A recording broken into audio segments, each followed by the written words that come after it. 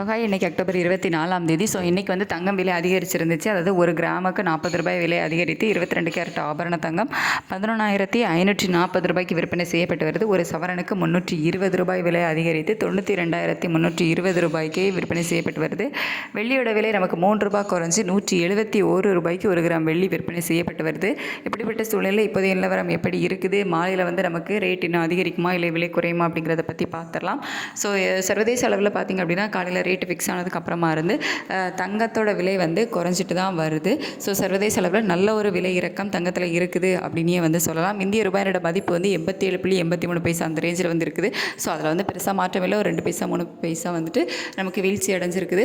So up and down வந்து அது மாறி தான் வந்து இருந்துகிட்ருக்கு. ஸோ பெரிய மாற்றம் வந்து இல்லை. ஆனால் சர்வதேச அளவில் நல்ல ஒரு விலை இறக்கம் வந்து நமக்கு காலையில் ரேட்டு வந்து ஃபிக்ஸ் ஆனதுக்கு அப்புறமா வந்து இருக்குது.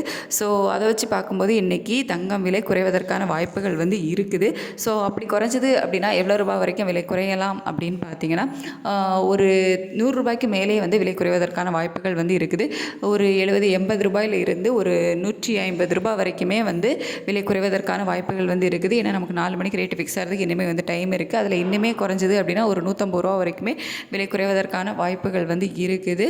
ஸோ அது அனௌன்ஸ் பண்ணுறாங்களா இல்லையா அப்படிங்கிறத நம்ம வெயிட் பண்ணி தான் பார்க்கணும்.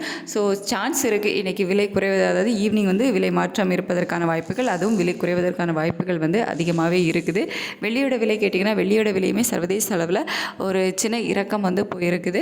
ஸோ வெள்ளியோட விலையும் குறைவதற்கான வாய்ப்புகள் வந்து இருக்குது. ஒரு 2 ரூபாயிலிருந்து 3 ரூபாய் வரைக்குமே வெள்ளியோட விலையும் குறைவதற்கான வாய்ப்புகள் வந்து இருக்குது. ஸோ தங்கம் மற்றும் வெள்ளி இரண்டுமே வந்து நமக்கு ஈவினிங்கில் விலை குறைவதற்கான வாய்ப்புகள் தான் வந்து அதிகமாகவே இருக்குது.